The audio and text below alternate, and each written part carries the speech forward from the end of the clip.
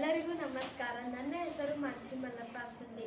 ನಾನು 8ನೇ ತರಗತಿಯಲ್ಲಿ ಓದುತ್ತಿದ್ದೇನೆ. ನಮ್ಮ ಶಾಲೆಯ ಹೆಸರು ಸರ್ಕಾರಿ ಪ್ರೌಢಶಾಲೆ ಮಾಸ್ತನಹಳ್ಳಿ. ನಾವು ಇಂದು ಈ ತ್ಯಾಜ್ಯದ ಜಾಗೃತಿಯ ಬಗ್ಗೆ ಒಂದು ಕಿರು ನಾಟಕವನ್ನು ಮಾಡುತ್ತಿದ್ದೇವೆ. ಈಗ ಪಾತ್ರಗಳ ಪರಿಚಯ. ಎಲ್ಲರಿಗೂ ನಮಸ್ಕಾರ. ನನ್ನ ಹೆಸರು ರವಿ. ನಾನು ಹಳೆಯ ಗ್ಯಾಜೆಟ್ ಪ್ರೇಮಿಯಾಗಿ ಪಾತ್ರವಹಿಸಿದ್ದೇನೆ. ಎಲ್ಲರಿಗೂ ನಮಸ್ಕಾರ. ನನ್ನ ಹೆಸರು ಸುಮನ್. ನಾನು ರವಿಯ ಪತ್ನಿಯಾಗಿ ಪಾತ್ರವನ್ನು ವಹಿಸಿದ್ದೇನೆ. ಎಲ್ಲರಿಗೂ ನಮಸ್ಕಾರ. ನನ್ನ ಹೆಸರು ಸಿದ್ಧ. ನಾನು ಹಳೆ ಸಾಮಾನನ್ನು ಕೊಳ್ಳುವನು. ಎಲ್ಲರಿಗೂ ನಮಸ್ಕಾರ. ನನ್ನ ಹೆಸರು ಡಾಕ್ಟರ್ ವಿದ್ಯೇಶ್. ನಾನು ಪರಿಸರ ತಜ್ಞೆಯಾಗಿ ಪಾತ್ರ ವಹಿಸಿದ್ದೇನೆ. ಎಲ್ಲರಿಗೂ ನಮಸ್ಕಾರ. ನನ್ನ ಹೆಸರು ಆಕಾಶ್. ನಾನು ರವಿಯ ಮಗನಾಗಿ ಪಾತ್ರ ವಹಿಸಿದ್ದೇನೆ. ಎಲ್ಲರಿಗೂ ನಮಸ್ಕಾರ. ನನ್ನ ಹೆಸರು ಲತಾ. ನಾನು ನೆರೆಮನೆಗಳಾಗಿ ಪಾತ್ರವನ್ನು ವಹಿಸಿದ್ದೇನೆ. ಎಲ್ಲರಿಗೂ ನಮಸ್ಕಾರ. ನನ್ನ ಹೆಸರು ಮಂಜು. ನಾನು ಈ ತ್ಯಾಜ್ಯದ ಮರುಬಳಕೆಯಾಗಿ ಪಾತ್ರವಹಿಸಿದ್ದೇನೆ. ದೃಶ್ಯ 1, ಮನೆಯ ಹಾಲ್. ರವಿ ಈ ಸ್ಟೋರ್ ರೂಮ್ ನೋಡಿ. ಹಳೆ ಮೊಬೈಲ್ ಮತ್ತು ವೈರ್ಗಳೇ ತುಂಬಿ ಹೋಗಿವೆ. ಇರ್ಲಿ ಬಿಡು ಸುಮ, ಮುಂದೆ ಎಂದಾದರೂ ಒಂದು ದಿನ ಬೇಕಾಗುತ್ತದೆ ಅಲ್ವಾ? ಅಮ್ಮ ಸರಿ. ಅಪ್ಪ ನೋಡಿ, ಹಳೆ ಕಂಪ್ಯೂಟರ್ ಮೌಸ್ ಕೆಲಸ ಮಾಡುತ್ತಿಲ್ಲ. ನಾನು ಏನು ಮಾಡಲಿ? ಇದನ್ನು ಎಲ್ಲಾದರೂ ಹೊರಗೆ ಎಸೆದು ಬನ್ನಿ. ಮನೆಯಲ್ಲಿ ಜಾಗ ಇಲ್ಲದಂತೆ ಆಗಿಬಿಟ್ಟಿದೆ. ಸರಿ ಬಿಡು, ಆ ಸಿದ್ಧ ಬಂದ್ರೆ ಕೊಟ್ಟು ಕಳಿಸ್ತೀನಿ. ಆಯ್ತು. ದೃಶ್ಯ 2, ಬೀದಿಯಲ್ಲಿ. ಹಳೆ ಪಾತ್ರೆ, ಹಳೆ ಕೆಬನ, ಹಳೆ ಪೇಪರ್, ರೆಕಾರ್ಡಿ.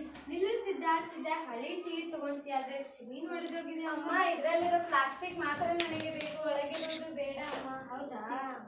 ನಿಲ್ಲಿಸಿದ್ದ ನನ್ನ ಹತ್ತಿರ ಹಳೆ ಫೋನ್ ಮತ್ತು ಚಾರ್ಜರ್ ಬೇಕು. ಈ ಕಡೆ ಆಯ್ತು ಸಾಹೇಬ್ರೆ, ತೂಕ ಮಾಡಿ ತಗೋತೀನಿ.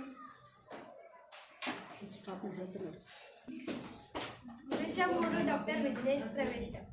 ತಡೆಯಿರಿ, ಸಿದ್ಧನಿಗೆ ಇವುಗಳನ್ನು ಕೊಡಬೇಡಿ. ಯಾಕೆ ಸರ್? ಮನೆಯಲ್ಲಿ ಇಟ್ಟು ಕಸ ಮಾಡೋ ಬದಲು ಅವನು ವೈರಲ್ಲಿ ಬಿಡಿ. ನಿಮಗೆ ಗೊತ್ತಾ, ಇವುಗಳಲ್ಲಿ ಸೀಸ್ ಮತ್ತು ಪಾದರಸದಂತಹ ವಿಷಕಾರಿ ಅಂಶಗಳಿರುತ್ತವೆ. ಅಯ್ಯೋ, ಅವನು ಇವುಗಳನ್ನು ಏನು ಮಾಡುತ್ತಾನೆ? ನಾನು ಸರ್ ಇದನ್ನು ತಾಮ್ರ ತೆಗಿತೀನಿ ಸರ್, ಅಷ್ಟೇ ನನಗೆ ಗೊತ್ತು. ದೃಶ್ಯ 4, ಅನಾಹುತದ ಅರಿವು.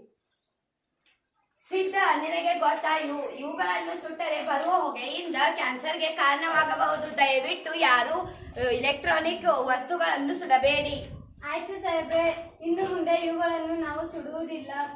ಹೌದಾ ಸರ್? ನಾವು ಸುಮ್ಮನೆ ಕಸದ ಬುಟ್ಟಿಗೆ ಎಸೆಯುತ್ತೇವೆ. ಅದು ಮಣ್ಣಿಗೆ ಸೇರಿದರೆ ಮಣ್ಣು ಮತ್ತು ನೀರು ಎರಡೂ ಸೇರಿ ವಿಷವಾಗುತ್ತದೆ. ಅದೇ ಇಲೆಕ್ಟ್ರಾನಿಕ್ ತ್ಯಾಜ್ಯದ ಅಪಾಯ. ಅಪ್ಪ, ಹಾಗಾದರೆ ಈ ಹಳೆಯ ಗ್ಯಾಜೆಟ್ಗಳನ್ನು ಎಲ್ಲಿ ಹಾಕುವುದು? ನನಗೂ ಚಿಂತೆ ಆಗುತ್ತಿದೆ ಅಲ್ಲ. ಈಗ ಇದಕ್ಕೆ ಪರಿಹಾರವೇನು ಡಾಕ್ಟರ್ ಅವರೇ? ಮರುಬಳಕೆ ಕೇಂದ್ರಕ್ಕೆ ಹೋಗಿ ಭೇಟಿ ನೀಡಿ. ದೃಶ್ಯ 5, ಮರುಬಳಕೆ ಕೇಂದ್ರ. ಬನ್ನಿ ಸರ್, ಬನ್ನಿ ಸರ್, ನಮ್ಮ ಮರುಬಳಕೆ ಕೇಂದ್ರಕ್ಕೆ ಈ ತ್ಯಾಜ್ಯ ನೀಡಿ. ಇಲ್ಲಿ ನೀವು ಏನು ಮಾಡುತ್ತೀರಿ? ನಾವು ವೈಜ್ಞಾನಿಕ ಬಿಡಭಾಗಗಳನ್ನು ಏರ್ಪಡಿಸಿ ಪರಿಸರಕ್ಕೆ ಹಾನಿಯಾಗದಂತೆ ವಿಲೇವಾರಿ ಮಾಡುತ್ತೇವೆ. ಹೌದಾ? ನನಗೆ ಇದು ಗೊತ್ತೇ ಇರಲಿಲ್ಲ. ನಮ್ಮ ಮನೆಯಲ್ಲಿರುವ ಎಲ್ಲ ಎಲೆಕ್ಟ್ರಾನಿಕ್ ತ್ಯಾಜ್ಯಗಳನ್ನು ನಾನು ಮರುಬಳಕೆ ಕೇಂದ್ರಕ್ಕೆ ತರುತ್ತೇನೆ. ಹೌದಾ ಸರ್? ನಾನು ಇನ್ನು ಮುಂದೆ ಇವುಗಳನ್ನು ಸುಡುವುದಿಲ್ಲ, ನಿಮ್ಮ ಕೇಂದ್ರಕ್ಕೆ ತರುತ್ತೇನೆ ಸರ್. ದೃಶ್ಯ 6, ಮುಕ್ತಾಯ. ಇಂದಿನಿಂದ ಪ್ಲಾಸ್ಟಿಕ್ನಂತೆ ಈ ಇಲೆಕ್ಟ್ರಾನಿಕ್ ತ್ಯಾಜ್ಯದ ಬಗ್ಗೆಯೂ ಕಾಳಜಿಯನ್ನು ವಹಿಸೋಣ. ಗೆಳೆಯರೆ, ನಿಮ್ಮ ಹಳೆಯ ಬ್ಯಾಟರಿಗಳನ್ನು ಎಲ್ಲಿ ಬೇಕಾದಲ್ಲಿ ಎಸೆಯಬೇಡಿ. ಇಲೆಕ್ಟ್ರಾನಿಕ್ ವಸ್ತುಗಳನ್ನು ಕಡಿಮೆ ಬಳಸಿ ಮರುಬಳಕೆ ಮಾಡಿ.